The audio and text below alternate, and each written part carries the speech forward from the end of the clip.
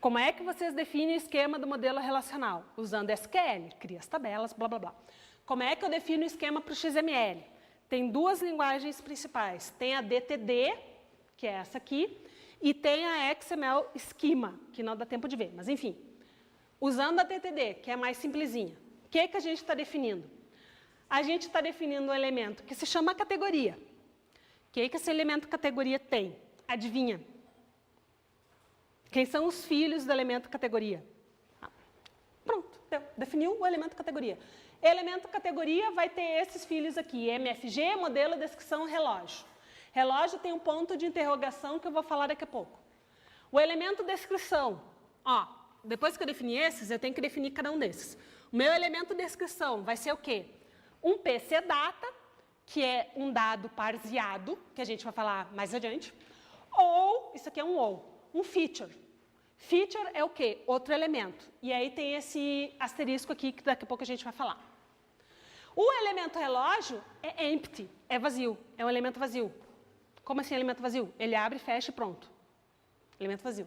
Ele não contém elementos e ele não contém valores. Fácil? Muito fácil, né? Eu acho muito fácil. Muito mais fácil do que fazer create table, blá, blá, blá. Né? Então, posso ter tem tipos de atributos e tal. E eu tenho, por exemplo, o meu relógio, ele é vazio. Mas ele ser vazio não quer dizer que ele não tenha atributos. Ele pode ter atributos, como, por exemplo, o atributo setting, que é caractere, e ele é implícito, e o atributo alarme, que é sim, não ou duplo. E o default é sim, yes. Entenderam? A gente vai ver isso com mais detalhes, mas assim, definido um esquema, usando essas regrinhas aqui que a gente vai ver amanhã, definido o esquema, a gente tem a opção de o quê?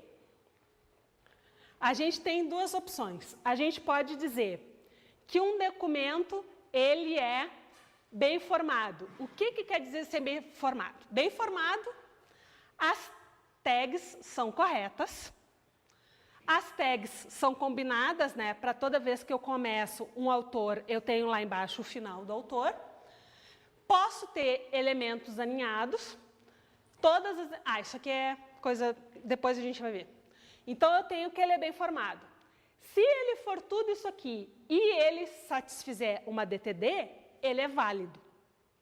Então, ele é bem formado, todas as tags combinam, e o documento obedece a DTD. Além disso, tem os IDs únicos e não tem... IDREF é aquela referência que eu mostrei para vocês, aquela referência com o e-comercial, se chama IDREF.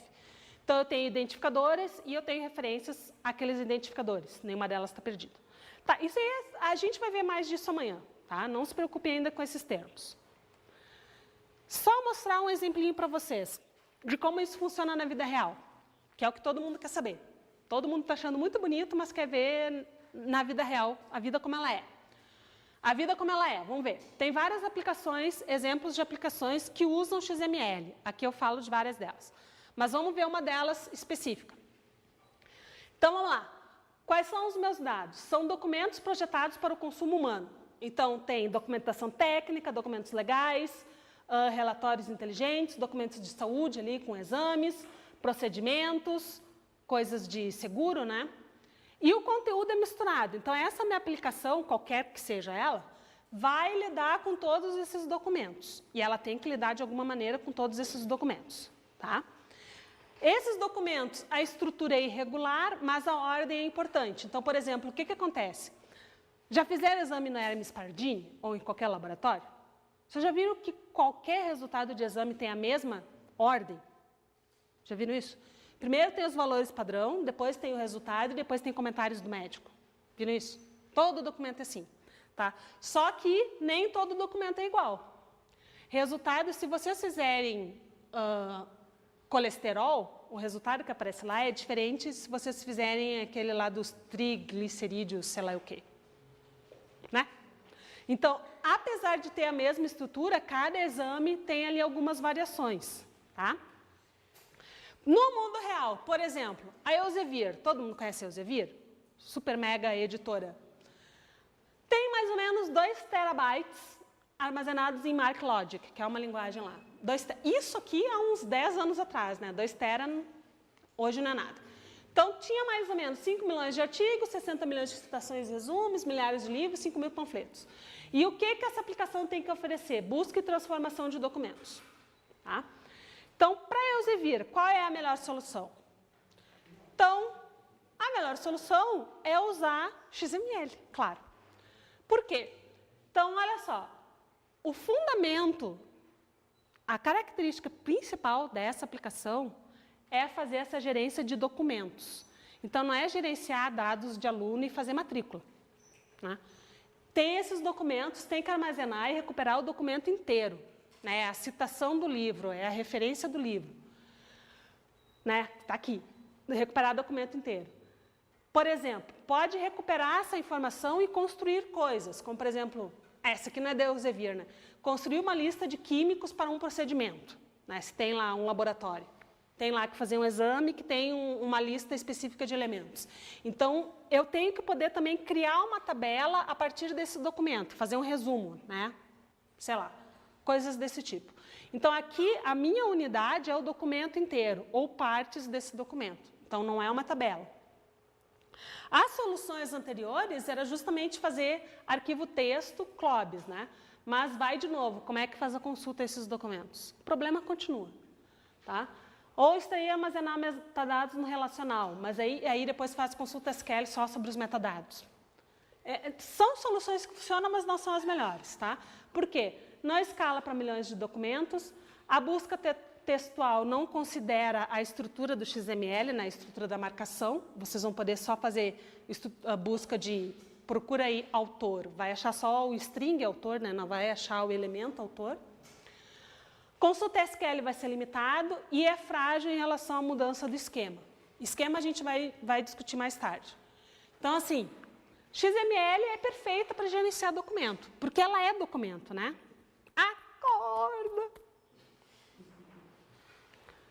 Ah, eu tenho GIS agora. Até esqueci que eu estava numa aula com GIS. Eu tinha um professor na escola que, quando o aluno começava a dormir, ele atirava GIS. E é uma das piadas que eu conto na minha aula é que agora não dá para fazer mais isso, né? Porque eu só dou aula no quadro de canetão. Aí tu imagina, atirar um canetão no aluno não dá, né? Mas o GIS, eu vou ficar com ele na mão. Então, olha lá. As consultas vão funcionar para documento.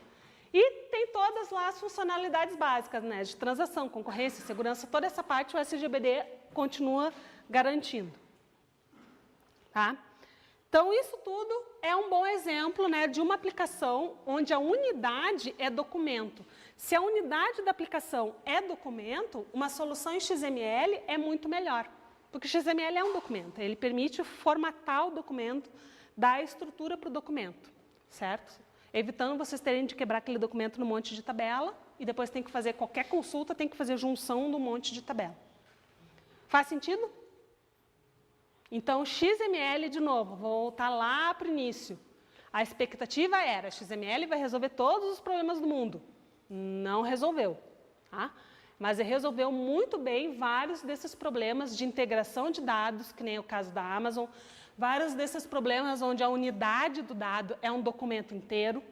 Esse documento tem partes, que nem um exame, né? Tem lá as unidades do exame, tem lá a imagem do exame, tem lá os comentários do médico. Essas são as partes do documento, todo documento tem. Tá? Então, para esse tipo de aplicação, o XML é perfeito. Lembrando sempre desse slide, que a estrutura é em árvore. Não é tabela, deixou de ser tabela. Tabelas não existem mais. A gente pode, eu mostrei para vocês como é que mapeia o XML para o relacional. Dá para mapear o relacional para o XML? Se isso fosse uma aula, eu ia dizer que isso era pergunta de prova, mas não é. Mas é pergunta de prova, na disciplina é pergunta de prova. E aí, mostrei para vocês, pego o XML e mapeio para um monte de tabela.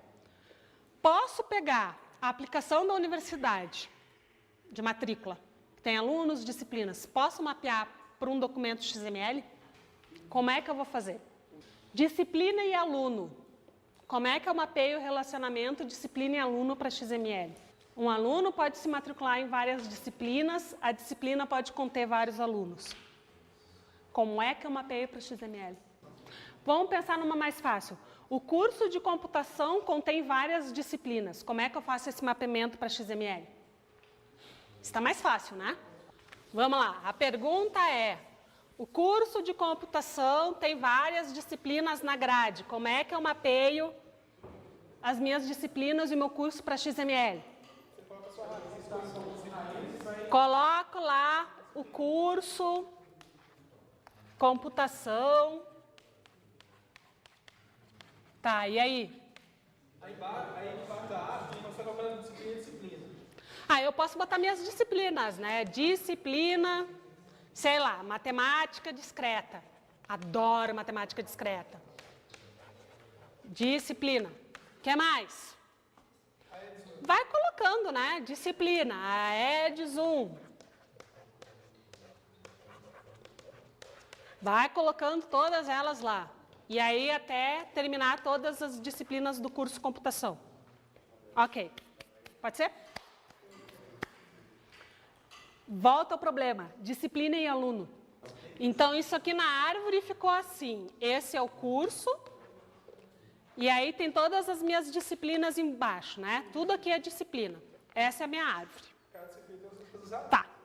E agora, cada disciplina vai ter um monte de aluno? Mas aí eu estou fazendo essa disciplina e estou fazendo essa outra aqui também, então eu vou aparecer aqui e lá.